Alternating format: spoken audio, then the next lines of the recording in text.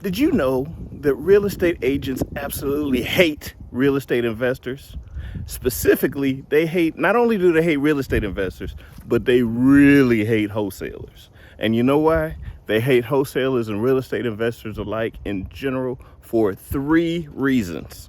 And I'm going to tell you what those reasons are. Hey, my name is Jimmy Roberts, your local real estate professional. I am a professional. And this is my thoughts of this. Now, first, let me tell you where this came about. I just had one of many conversations with one of my old real estate friends. Now, he's an agent, has been an agent for a really long time. He's probably been an agent longer than I've been in the industry. That said, his views about agency and his role as an agent and the services that he provides to his client have not evolved for the last 30 years. Now, here's what I mean by that. And this is actually the first reason why agents hate wholesalers in particular. The first reason is this. He actually believes that his business is to promote himself, not to help his sellers. Let me repeat that. He believes his goal is to promote himself and his company, not resolve the problems that his clients have. So for instance, here's the example. This is the exact example that we're talking about. I got a call not too long ago from a guy that I had sent a postcard to, saying that I'd like this, if he wanted to sell his house, I was interested in buying it. Here's the deal. The guy had talked to multiple real estate agents. But guess what? None of them were willing to help. You know why? Because the situation was sticky. Here's the situation. The guy owned the house. The house is lived in by his son, who is absolutely destroying it. His wife didn't want him to put his son out. So he was tired of fixing it up and putting money into it. So the only way he could get around it was to have somebody else buy the property and put his son out. Guess what? I did that. I solved his problem. I made it possible so he could then take the money that he earned to put it into his existing house that he lived in, that he was not destroying. That's what I did. Now, I told you, he had already talked to multiple real estate agents prior to that. Multiple people had an opportunity to solve his problem, but they refused to do it. So that's number one. Real estate agents generally, at least, I'm not going to say all of them, but a lot of them, especially the older ones, don't understand that their role is to help solve people's problems. They're not in the role of the real estate is incidental. And real estate investors understand that. Matter of fact, one of the first things that you learn as a real estate investor is that the real estate is inconsequential. You're there and you get deals because you know how to solve problems. So that's one. Number 2, they just don't know how to market and they refuse to learn. The reality is, yes, it's very nice to have a nice sign, pretty sign out to say, hey, I'm with such and such real estate company and here's my nice big sign or whatever. But that ain't really marketing, right? The marketing that real estate investors do, especially if they're small, when they have very little money and every dollar has to count. The marketing that they do is very specific. For instance, in the situation that I was just told you about, I was looking for people, specifically people who owned houses that were beat the heck up. That's it. That's who I was looking for. I wasn't sending any mailers to people who had beautiful houses in beautiful neighborhoods. I couldn't do anything with those at that particular time.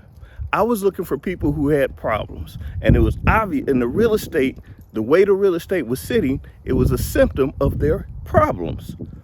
I was looking to solve their problems, and I was very targeted in my marketing. That said, at the same time, now, so understand, my marketing was more guerrilla-like, meaning I was sending postcards of pictures of the house that looked horrible to the homeowner, saying, hey, you got this house, it looks horrible. I know you probably don't want it to look horrible. If you're looking to sell, give me a call. And guess what? He did. He did call me. He didn't call me right away, but after a few months, he did. Why? Because I was the only one who was looking to solve his problem. He had a problem. The real estate was looking bad. He obviously didn't want to be associated with a bad looking property, but he didn't know how to get away with it, get rid of it. So he called me. That's one. Two, refusing. Now I would say this, and this is really true, and it hurts me to say this, but it is true. Is that dignified marketing? No. It's not dignified to send an ugly house on a postcard. It's just not. Let's call it what it is. It would have been much better and it's much more socially acceptable to send a nice big glossy photo of the nice big flowing mansion in the area. Yeah, that is better if that's your clientele. But again, this is not the clientele that I was searching for. This is not a problem that I was trying to solve at that time. So that's two. They don't know how to market to people with specific problems, or they choose not to. Maybe they can, but they choose not to. And three, this is the third reason why real estate agents absolutely hate real estate investors in general, but wholesalers specifically. When you, and here it is, when you're a wholesaler, you put yourself on the line, because you are not just an agent working on behalf of the seller. You're actually you're not an agent working on behalf of the buyer. You're actually the buyer. You are putting your name or your company's name on that contract. That can be scary, because if this thing blows up, you're going to have to deal with the consequences. That's right. If it blows up, and sometimes it does, you're going to have to live with the consequences and figure out a way to get around it and get out of it. That is very scary and very daunting.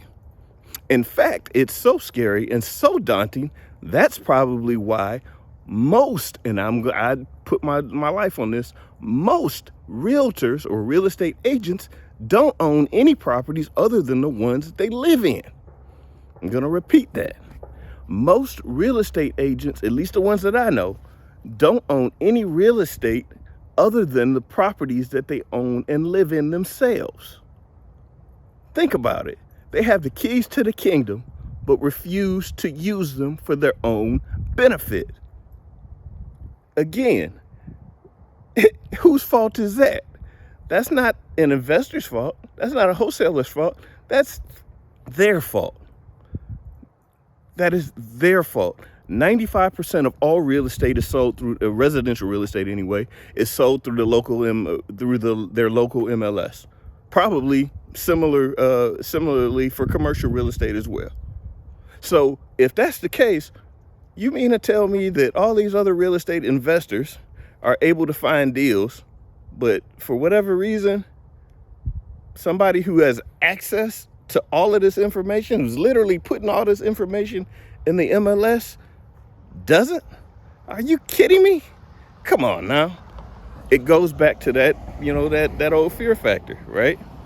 Again, you got to put yourself out there. If you're going to be an investor, you got to put your name on the dotted line. It's one thing to do it as a homeowner, because after all, that's your home. You know that you're going to be there for a while. It's another thing to do it when it's a rental property or a house that you're planning to flip. Something totally different. That's why they don't do it. They're too scared. And that is actually probably the biggest reason. Not only are they scared, but it's a bit of hateration, right? It's the crabs in the barrel syndrome. Here's some people, here are those people over there doing this horrible thing.